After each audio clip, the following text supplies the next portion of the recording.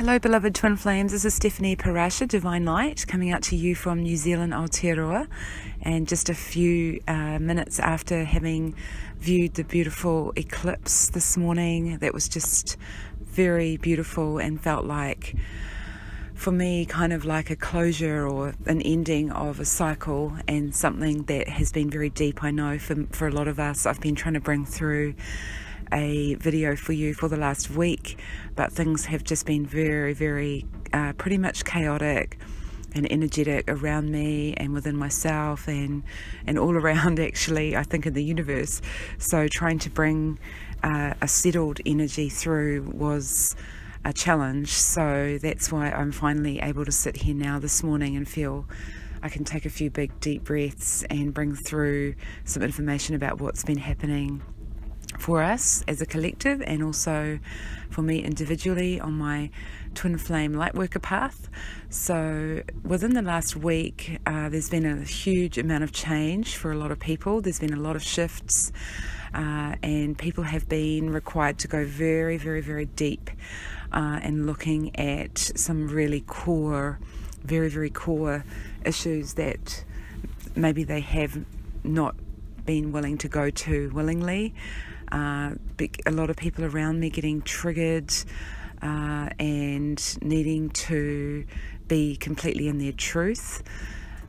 People feeling very emotional, people going in and out of long-term relationships and realizing that it's time to shift, people changing out of jobs and life circumstances and moving home, still going on, a lot of that. So this change that's coming it feels like from the inside out. So it's very much about feeling that sort of cracking open of what is really inside, and either letting out what is not serving us, which has involved for many people a lot of purging and a lot of clearing, although for many people feel that they're falling apart.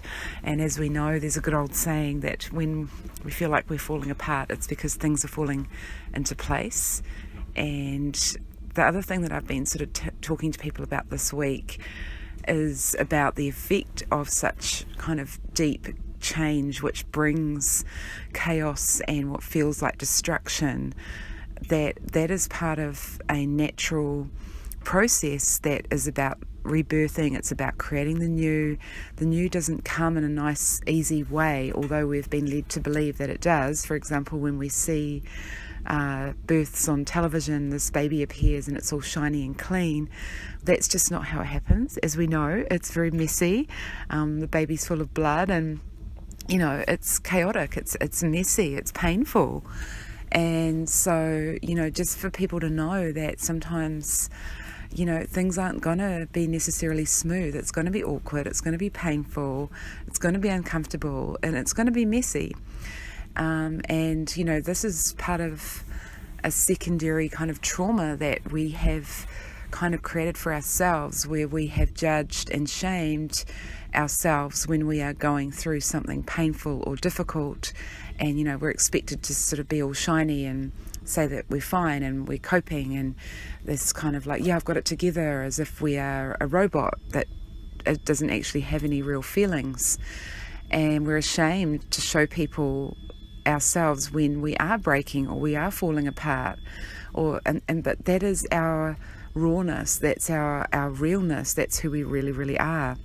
So if we can try and be at a place where we accept ourselves and we surrender to a process that actually our bodies know what to do naturally. Like for a lot of people that I'm seeing, and I'm seeing it in myself and feeling it in myself, that we are going through this process of ascension and evolution, where spiritual, emotional evolution is happening, but it's happening also deeply within our bodies.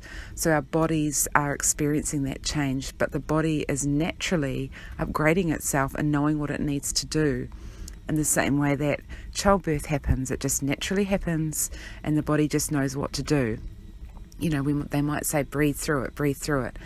And that just helps us bring it through more easily, because we tend to hold on as humans. And I know with myself very interestingly, I'll give you an example of that with my own childbirth. I remember there was a point where I felt like I was just in so much pain that I couldn't go on any further, and I felt that I was holding on to something, and I tuned right into that. And actually, funnily enough, the image that I got was of a little sort of moon that was a crescent moon, and it was holding up in my womb. And because I'd actually previously had a lot of miscarriages, prior to that, I'd had an energy of holding on to the baby and needing the baby to stay within me so that I didn't lose the baby. And what I'd forgotten to do at the point of birth was I can actually let go now and allow this baby to come out, because it's fully ready to be released. And as soon as I did that and let go, of course, things moved very quickly, and my baby was born healthily, thankfully, and she's still a growing, beautiful girl right now. But that part of that process of birthing that made things a lot easier was the letting go. And I've been feeling that, you know, as I've been tuning into these energies.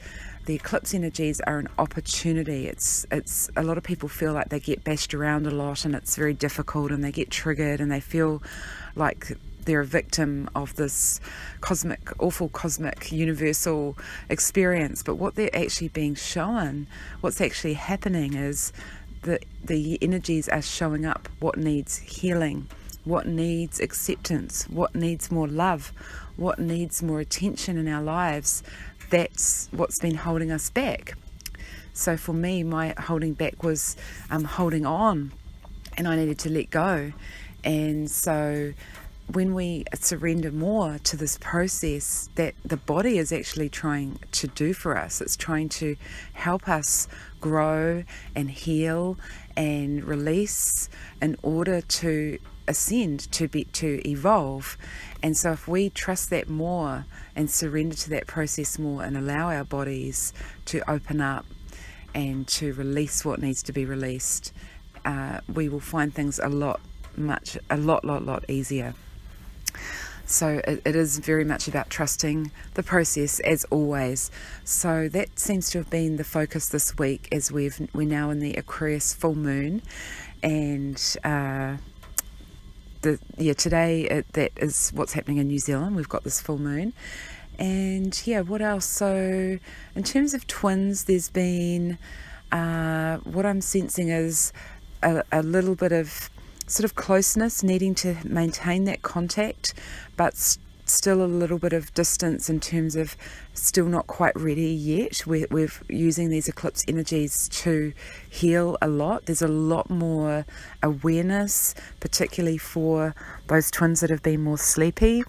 They're coming into a lot more awareness now of some of the work that we've been doing, the awakened twins, over the last couple of years, doing a lot of healing work within themselves. The newly awakened twins are now definitely catching up and doing a lot of their inner work and sharing that more. So we're definitely on track, recognizing that this is a huge mission. There's a bigger picture to this. It's not just about getting into a romance and being with your beloved. As we know, just a reminder, the twin flame experience and journey is a huge journey of self-love and self-growth and self-awareness, and that is always at the top of being the top priority and of most importance in order to prepare correctly, energetically, for union to take place within the new paradigm, which is very much again what we are also working on. So as we're releasing out of the old 3D fear-based, survival-based programs and energy forms and belief systems that have been very much a part of who we are at the same time creating a beautiful new template on which to anchor ourselves. This is still in creation phase. I'm getting sort of information that comes through, and I encourage all of you to do your best to tune into your higher self and your spirit guides that will be guiding you and giving you information on your next steps, but really learning how to trust that more and to tune in more and to ask for more information about what's required. For example, I've been getting information about moving location. And you know, my 3D part of me, my human part of me, is a little bit resistant to that, like, oh really, I have to move? But I'm being told it's definitely part of an assignment, and it involves quite a big move to a different part of New Zealand, away from my twin as well.